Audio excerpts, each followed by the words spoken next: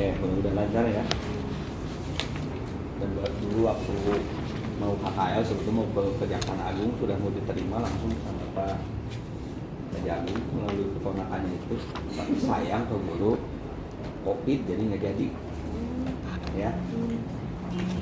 Oke, Ajeng, agar tidak gagal fokus dan tidak terlalu berbelit-belit ya ujian ini, saya termasuk orang yang sangat berekspektasi ke Ajeng, berharap banyak sesungguhnya.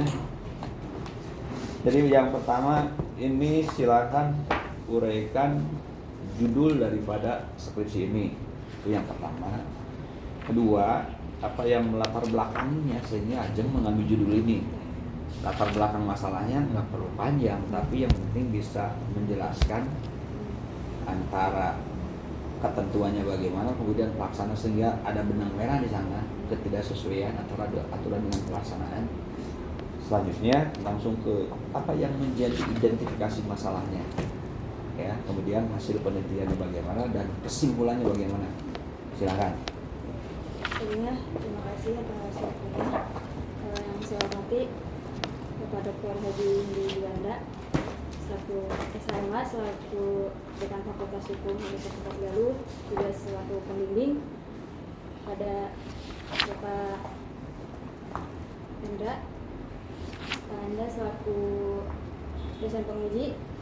Terima kasih atas kesempatannya. Di sini saya mengambil judul tentang pelaksanaan ketentuan pasal 3 ayat 1 Undang-Undang Republik Indonesia Nomor 2 Tahun 1990 tentang perjanjian bagi hasil antara penggarap dan pemilik lahan di Desa Banjaran, Kecamatan Banjaran, Kabupaten Majalengka.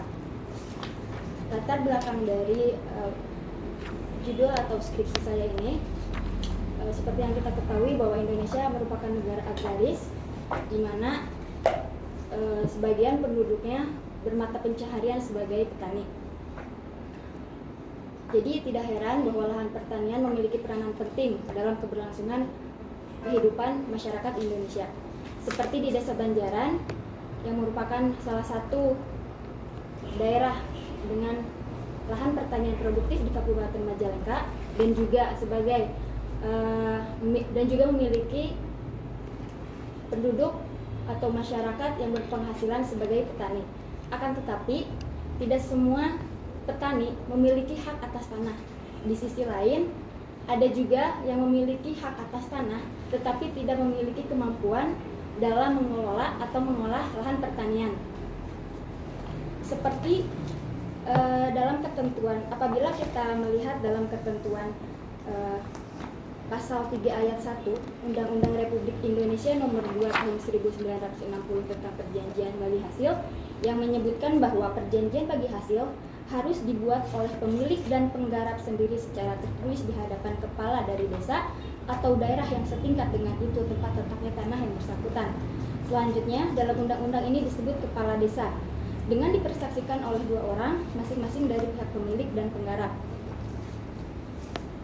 Apabila kita melihat pada kenyataannya di lapangan, pelaksanaan perjanjian bagi hasil tersebut antara penggarap dan pemilik lahan masih didasarkan pada ketentuan atau hukum adat setempat, yaitu dilaksanakan secara lisan atau tidak tertulis.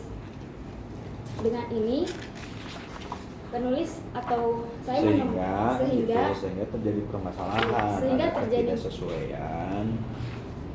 terjadi permasalahan, yaitu adanya ketidaksesuaian antara peraturan dengan kenyataannya di lapangan. Itu masalahnya kan? Iya. Dari permasalahan tersebut, permasalahan itu kan luas, sehingga akan mengidentifikasikan, membatasi masalahnya apa saja. Identifikasi masalah saya yang pertama yaitu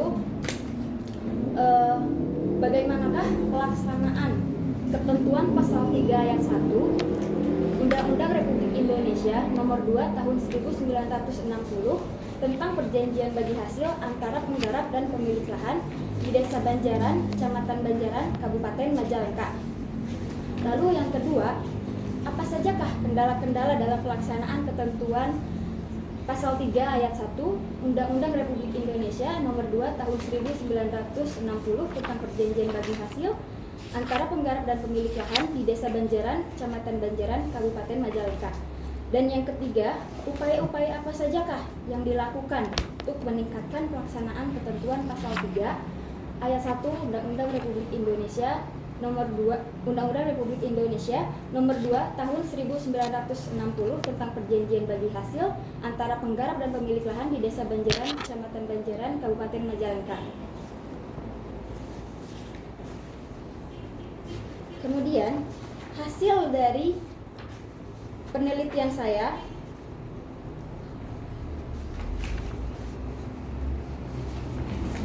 menyebutkan bahwa berdasarkan hasil wawancara bersama dengan perwakilan dari beberapa dusun di Desa Banjaran menyebutkan seperti yang disebutkan oleh Bapak Rahmat Afandi dan Bapak Iwan Setiawan selaku aparat dari pemerintah Desa Banjaran menyebutkan bahwa di Desa Banjaran perjanjian bagi hasil masih banyak dilaksanakan, akan tetapi dalam kenyataannya masih dilaksanakan hanya secara lisan atau kekeluargaan. Kemudian berdasarkan keterangan dari Bapak Esa selaku masyarakat dan ketua kelompok tani di Desa Banjaran menyebutkan bahwa di lapangannya atau pada prakteknya belum pernah ada yang melakukan perjanjian bagi hasil pertanian secara tertulis dalam bentuk apapun. Walaupun begitu, kegiatan perjanjian tersebut masih dilakukan atau tetap dilaksanakan sampai sekarang.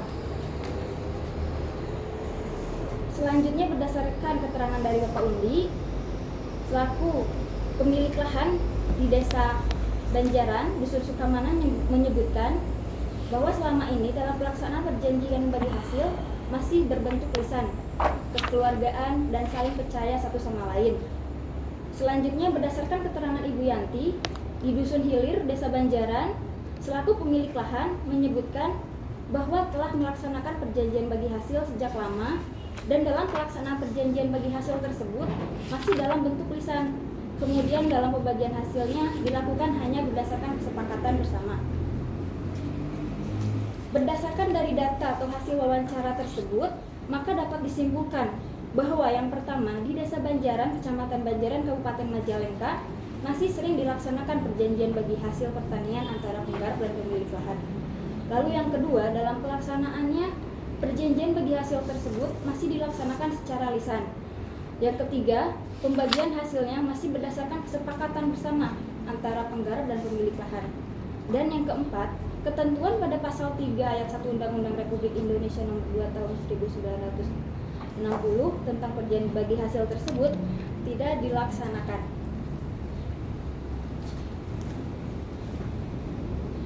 Yang menjadi kendalanya apa? Yang menjadi kendala dalam pelaksanaan ketentuan tersebut yaitu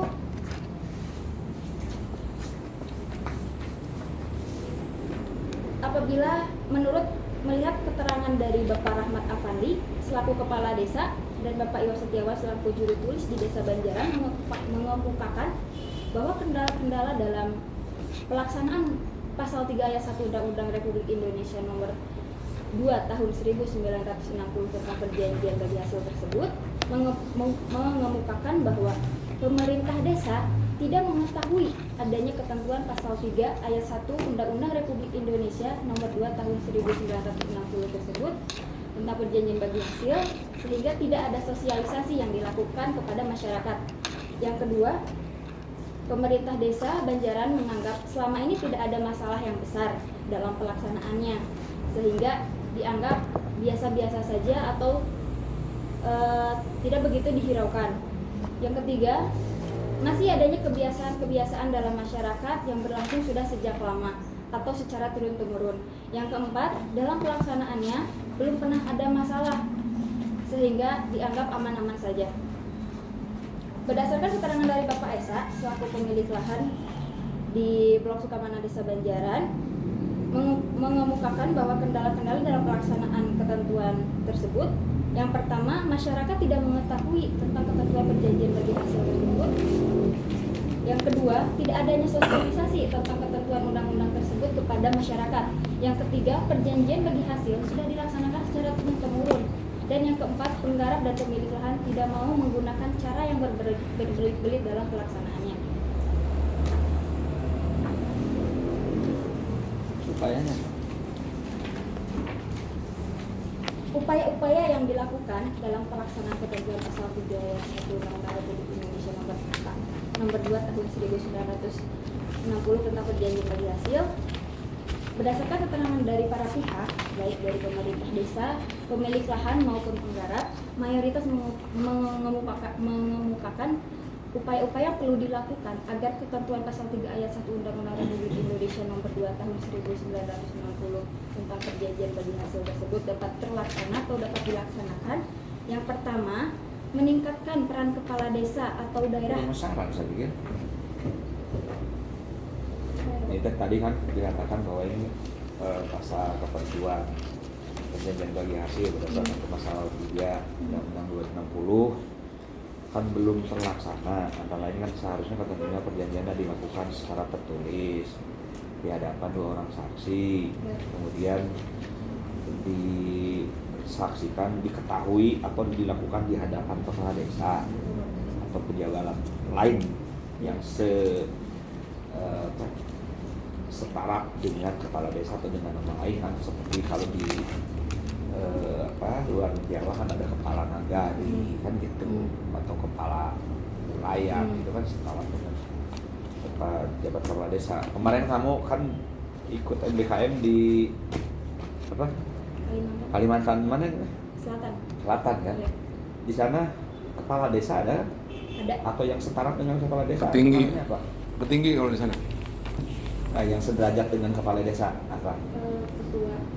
Tergantung daerahnya Pak, ada yang karena adat jadi disebutnya ketua adat ya. Terus? Kalau misalkan sudah di bagian kota sudah disebutnya kepala desa. Kepala desa. Iya. Ya, yang ruang lingkupnya separat dengan eselon dengan kepala desa kan. Paham kan apa yang saya tanyakan? Jadi ketua adat ya. Misalnya kamu kan kemarin kalau nggak salah mengadakan penelitian juga di lokasi pertambangan. Iya betul Pak, di Pendulangan Intan.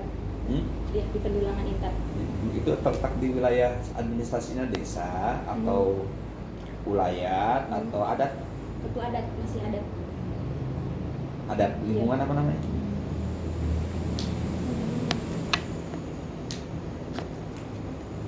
Lupa. Pak. Kamu kan masih silaturahmi dengan teman-teman masih berjalan? PMM? Ya. Masih. Dengan dosen di sana masih jalan? Kalau sama dosen fakultas enggak Pak. Paling hanya dengan pembimbing. Itu lanjutan upayanya apa? Ya, upayanya melakukan pendekatan dengan masyarakat melalui sosialisasi tentang ketentuan Undang-Undang Republik Indonesia nomor 2 tahun 1960 tersebut pada masyarakat. Lalu yang kedua, membuat aturan yang bisa memperjelas fungsi dan tugas pemerintah dalam mendukung terlaksananya ketentuan Undang-Undang Republik Indonesia nomor 2 tahun 1960 tersebut agar terciptanya suatu keadilan dan kepastian dalam masyarakat. Sarannya apa yang kamu lakukan?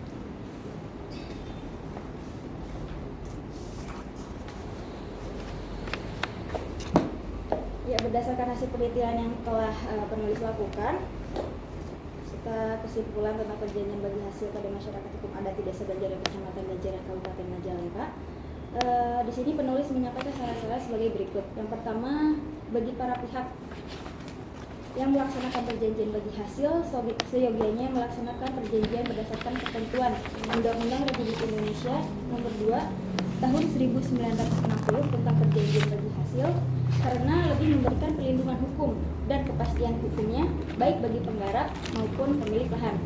Yang kedua, bagi pemerintah desa ataupun dinas terkait perlu dilakukan upaya untuk meningkatkan pemahaman dan kesadaran akan pentingnya perjanjian bagi hasil yang dibuat secara tertulis dan memenuhi persyaratan yang diatur dalam undang-undang melalui sosialisasi. Yang ketiga, agar ketentuan dalam undang-undang ini dijalankan sebagaimana mestinya, maka penulis menganggap perlu untuk mencantumkan sanksi-sanksi pidana mengenai pelanggaran dari pasal-pasal yang tertentu. Ya ini kalau persoalan perdata perjanjian nggak bisa pidana ya. Kita harus pemahaman nggak bisa. Konsekuensinya apabila tidak halus dipahami. nah jadi saya cantumkan pasal pidana. Analisisnya berarti kamu pakai analisis 1320 konsekuensi yuridisnya ya. Oh iya, yang batal. Iya, kalau keperdataan Yang- nggak bisa. yang apa? Misalnya gara-gara tidak terpenuhi Iya, undang-undang itu. saya malah Oke. Berarti paling analisis kamu perjanjian itu Udah 1338 aja. Dapat dibatalkan atau batal demi hukum? batal demi hukum Kenapa? karena tidak memenuhi syarat syah dari klausa yang halal tersebut yang menyebutkan bahwa undang Diurut dulu. Salah satu perjanjian itu apa? salah satu perjanjian itu yang pertama sepakat dari mereka yang melakukan perjanjian, yang kedua cakap, Kesepakatan mereka yang buat perjanjian. Kedua, cakap, kecakapan mereka yang buat perjanjian. Tiga, ketiga suatu hal tertentu, yang keempat klausa yang halal. usaha atau sebab yang halal. Atau Harus tidak. dipahami kan apa yang dimaksud dengan kesepakatan. Kan gitu, apa yang dimaksud dengan kecakapan. Kesepakatan itu kan sesuai kehendak antara mereka yang buat perjanjian. Ya. Dengan tidak adanya unsur doang-doang bedo kan itu. Itu sebagaimana diatur di dalam pasal 1321. Oke. Kecakapan itu apa sih? Cakap adalah Bukan cakap ya.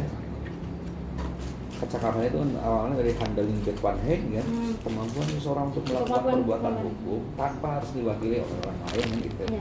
Ukurannya bisa kedewasaan, sampai hari ini belum ada identifikasi. Dari segi kuantitatif, dari umur pun masih banyak peraturan undang-undang perlindungan anak mengatakan 18 tahun, undang-undang perkawinan 19 tahun, undang-undang pemilu berapa? Dianggap cakap. 19, Kalau sudah bisa memilih umur berapa? 17, 17 tahun. Undang-undang kependudukan berapa? Dianggap sudah cakap itu 17. 17 tahun kan sudah bisa membuat KTP sendiri. Iya. Kalau sayang hal apa? Hal tertentu atau objeknya dapat ditentukan. Iya. Nah ini kamu memandang kalau sayang halal bertentangan dengan apa? Kriteria dari kausa atau sebab yang halal itu apa? Syarat objektif berarti Iya. mengatur tentang objek Perjanjian. ya, berarti objeknya tidak boleh. Bertentangan dengan ketentuan perundang-undangan. Dua, dengan kesusilaan kan. Ketiga, dengan ketertiban umum. Itu kualifikasinya. Ya, sehingga kalau dikategorisasikan kamu berpendapat ini sebagai perjanjian maka hukum, karena ini tidak sesuai dengan ketentuan peraturan perundang-undangan, yaitu pasal 3 ayat 1 Undang-Undang 2 tahun 60. Ya sah-sah saja pendapatnya, walaupun nanti pendapat lain orang lain akan berbeda. Kan gitu. Yang penting kan justifikasinya, alasan yuridisnya ada. Nanti masing-masing pun skripsi kan banyak, ada yang mengatakan itu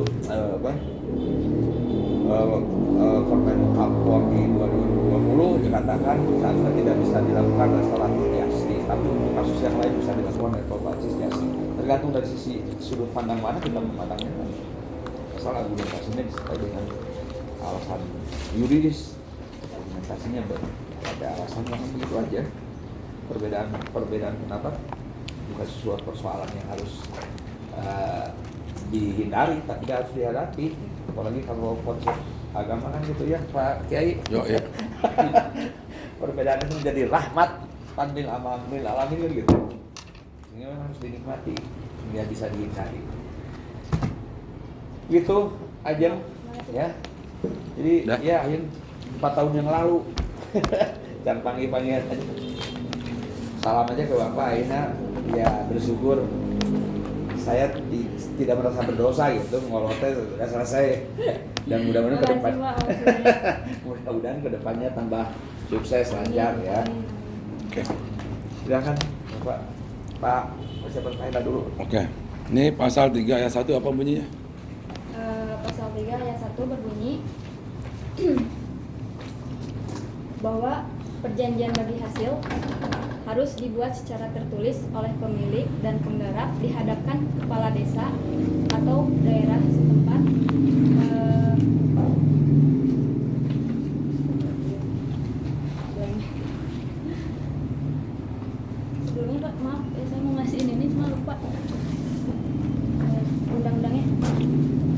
Siapa? Apa? Bagi hasil itu. Isi dari pasal 3 ayat 1 menyebutkan bahwa semua perjanjian bagi hasil harus dibuat oleh pemilik dan penggarap sendiri secara tertulis dihadapkan kepala dari desa atau daerah yang setingkat dengan tempat letaknya tanah yang bersangkutan. Selanjutnya dalam undang-undang ini disebut kepala desa dengan dipersaksikan oleh 2 orang masing-masing dari pihak pemilik dan penggarap. Perjanjian. Apa yang dimaksud dengan perjanjian itu apa? Perjanjian adalah ketentuan-ketentuan yang menimbulkan hak dan kewajiban antara para pihak. Para pihak yang membuat perjanjian. Oke. Di situ berlakulah 1338 kan? Ya. Apa 1338 itu? 1338 BW. Semua perjanjian? Semua perjanjian yang dibuat secara sah berlaku undang-undang bagi terus undang-undang bagi mereka yang membuatnya. bagi mereka yang membuatnya. Di situ tidak di 1338, justru tidak implisit harus dilakukan secara tertulis. Tapi Anda tadi ada di dalam skripsinya, nih Pak Dokter, di dalam skripsinya keren. Di sini ada yang disebut dengan adat, Pak. Jadi kenapa di Banjaran itu tidak taat kepada pasal 3 ayat 1 secara tertulis, tapi dia melakukan 1338-nya itu karena adanya adat. Disebutkan dalam adat itu bahwa al-adat itu muhakamah. Adat bisa dijadikan sandaran hukum. Ini keren nih. Gitu kan. Jadi di Banjaran itu dilakukanlah setara perjanjian secara apa? Lisan atau masih ada? Lisan aja kan, secara adat. Nah, jadi ada nih payung hukumnya nih. 1338, kemudian ada adatnya di situ ada, kalau misalnya kaidah fikihnya al-adatu muhakamah, adat adalah suatu bisa dijadikan sandaran hukum, maka perjanjian lisan itu tetap berlaku kan, itu kan Ji maksudnya. Ini keren sebetulnya, keren banget itu kan. 1338. Jadi kenapa tidak berlaku, kenapa menurut Anda nih ya? Kenapa ayat pasal 3 ayat 1 itu tidak dilaksanakan ya? Tidak dilaksanakan di desa apa itu Banjaran itu. Menurut Anda kira-kira apa? Menurut pendapat saya, mengapa ketentuan tersebut tidak dilaksanakan? Seperti yang tadi dijelaskan, yang pertama, tidak adanya sosialisasi dari pihak pemerintah desa. Bahkan pemerintah desa pun tidak mengetahui tentang ketentuan pasal tersebut. Yang kedua, masyarakat cenderung masih percaya atau saling percaya dengan sesama masyarakat tersebut gitu. Emang perjanjian itu harus saling percaya aja gitu kan. Jadi yang ketiga, masyarakat tidak ingin berbelit-belit dalam melaksanakan perjanjian tersebut. Banyak yang berkomentar atau memberi keterangan takut biayanya mahal. Oke, dalam pelaksanaan perjanjian, penggarapan sawah kan ya? Betul. Itu pembagiannya gimana dilaksanakan? Pembagiannya itu kalau di Jawa Barat disebutnya nengah. Iya, khususnya di Desa Banjaran disebutnya nengah. Jadi misalkan seperti ini, saya memiliki lahan, maaf Pak, tapi Bapak tidak memiliki lahan. Lalu saya meminta Bapak untuk menggarap tanah saya. Saya akan memberikan modal untuk menggarap tersebut. Berapa kali panen dalam 1 tahun? Bisa 3 Pak. Bisa 3 kali Iya. ya. Menurut Anda, apakah perjanjian lisan itu adil menurut Anda? Tidak. Ada yang adil, ada yang tidak Pak. Soalnya kalau melihat faktanya di lapangan, apabila kita telusuri lebih dalam, terkadang hasil tersebut tidak disetorkan dengan jujur gitu Pak. Jadi masih ada yang misalkan bilang hasilnya segini, padahal yang dibilangnya segini gitu. Nah, itu kan disebut dengan local wisdom gitu kan. Terkadang pihak penggarapnya yang lebih cenderung tidak itu ya, tidak jujur itu ya. Betul. Kalau perjanjiannya bagus, pelaksanaannya berarti bukan pelaksanaannya tapi eksekusi pelaksanaannya. Cukuplah kan. Sebentar sebelum ke Pak Anda, jadi di sana berapa bagian yang punya yang penggarap? Nengah itu ya. Nengah Pak. 50-50. Iya, 1-1, setengah-setengah. Di dia kan susah bata kan 2 kilo, Nah. macam-macam kan berbeda. Beda-beda perjanjian. Ayam Iya. 2 kilo di daerah sana. Jadi tiap sabata pasti 2 kilo. Iya. Jadi di sana mah pokoknya dapat 1 karung, setengah karung. Iya, gitu. betul. Beda. Oke. Sebutnya nengah, Pak. Oke. Jadi sebelum Pak Anda jadi gitu, Pak Jeng, Ya. kalau S1 skripsi ya hitam putih.